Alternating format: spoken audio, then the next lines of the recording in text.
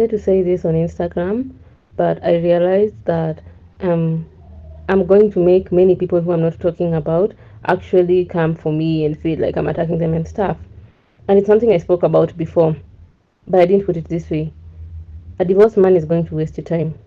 A divorced man has no reason, has no will, has no desire to be married again or to be in a committed relationship where it's not 1,000% him benefiting.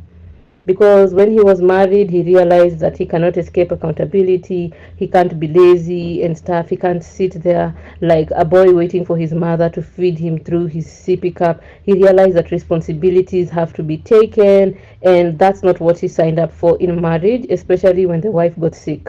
The wife necessarily does not have to get sick, especially when he realized that the way he did not like dealing with his girlfriend when she was on her period, yet they weren't living together. He now has to deal with that every day in the house. And I'm not talking about the mood swings and hormonal imbalance stuff like that. No, I'm talking about the physical strain of a woman when she is on her period. So he realized that I don't want to deal with this at all. He realized that the house is not silent and it can't be him who's just making a mess of things and ignoring. Children are there running up and down. The house always smells like something he does not like, and his wife always comes to bed smelling a certain way. Either she was in the kitchen the whole day so she smells like onions or kitchen food, or she's just smelling like breast milk, all of that.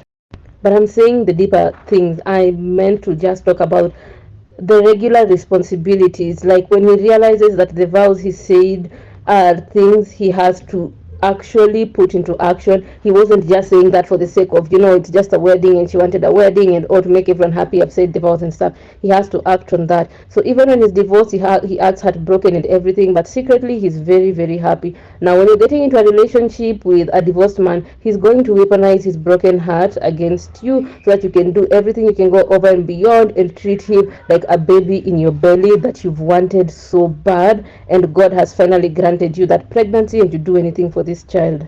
So you're over there, you're killing yourself, and you keep talking about, oh, he's just sad, the divorce was hard on him. You give him so much grace for his grief period. You see yourself as better than the woman who left, the woman who could not stay, the woman who could not keep her marriage. She was a problem and everything, and you're better than her, and you're a good person, and you'll heal him, and you'll just be patient with him and stuff. And he's just there taking advantage of the labor you give him, taking advantage of the love you give him, the attention, and all this time he's taking advantage of every benefit that comes from you. He is actually taking your energy to work for him. Believe it or not, he's taking your energy to work for him, and he will never commit to you. If he's going to commit to you, it's going to be because he's sick and tired of everybody around him asking when he's going to settle down with you, because you're a good woman, you've given everything to him, he could never find better elsewhere. And he does know that he could never find better elsewhere. He knows it. He knows it very deeply. In fact, he knew that when he was leaving his wife, he could never find better anywhere. But when you came along his way, he was like, oh my God, I never thought luck would knock on my door twice. Because we're told luck never knocks on your door twice. And now here you are, and it's like, oh my God, she's even younger. She's got this, she's got that. My wife didn't have this, my wife didn't have that. She has everything I liked from in my former wife, my ex-wife, that I benefited from her. And she's even come with better things. She's come with like an upgrade of my wife, and she doesn't have children. Oh my God, I have hit the jackpot. But you know what? I am never going to commit to this person. Never. I'm just going to enjoy her as long as her energy and youth and patience and grace for me lasts. And then I'll move on to the next one. But wait, why should I move on to the next one? If I had the luck of this one coming my way when I believed that I could never find better than my ex-wife, why should I wait for her to leave so I can get another one? He'll get another one when you're there. And he will keep seeing how far he can go. He'll keep seeing how young he can go.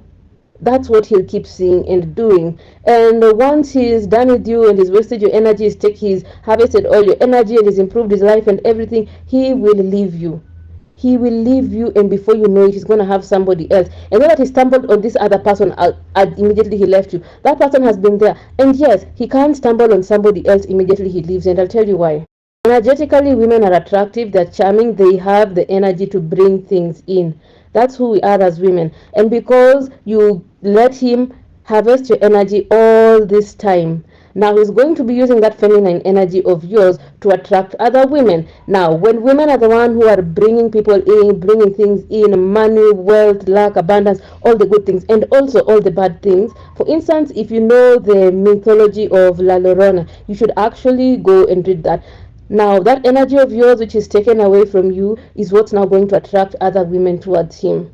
Because he's working with pure feminine energy, he's going to get somebody who, I don't mean to compare women, but is better than you or an upgrade of you. Because you are everything his wife was plus an upgrade, he's going to get somebody who is everything you are plus an upgrade. And that's a fact. I do not need to have actually seen this with my own eyes. I do not need to have experienced this to tell you guys. That is a fact. So you see, a divorced man is never going to commit to you. Never.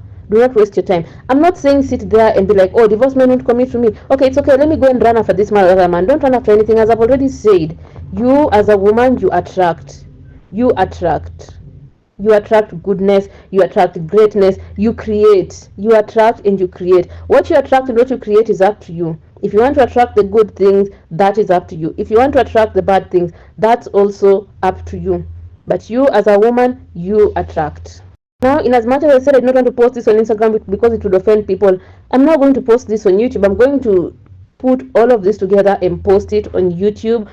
Unfortunately, it's going to offend way more people because my Instagram is private, but my YouTube is not private. It's public. Because now I feel like, you know what? This is something worth posting on YouTube because somebody out there probably needs to hear this. Somebody out there needs to hear this. A girl out there somewhere needs to be saved. She needs to hear this. And I'm actually very sorry that your feelings are invested. I'm very sorry that you're really true to this person who is not true to you. It's not going to be easy to walk out. It's not going to be easy to break free. But eventually, if you put your mind to it, you will break free. If you have to cry, go ahead and cry. If you feel like crying, go ahead and cry. If you feel like screaming and shouting, go ahead, scream and shout in your pillow.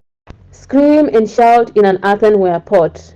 You can go, I think this site is called The Void, or is it Scream into the Void? I was, when you're online, okay, maybe you don't know, but when I'm online, sometimes I just search random fun websites, and I found like a list of 100 websites, and I saw that Scream into the Void thing, and you can scream into the void. You just scream, and whatever you're screaming goes into that void. You do what you want to do, provided you're not harming anyone or yourself, but eventually, if you set your mind on it, you will set yourself free.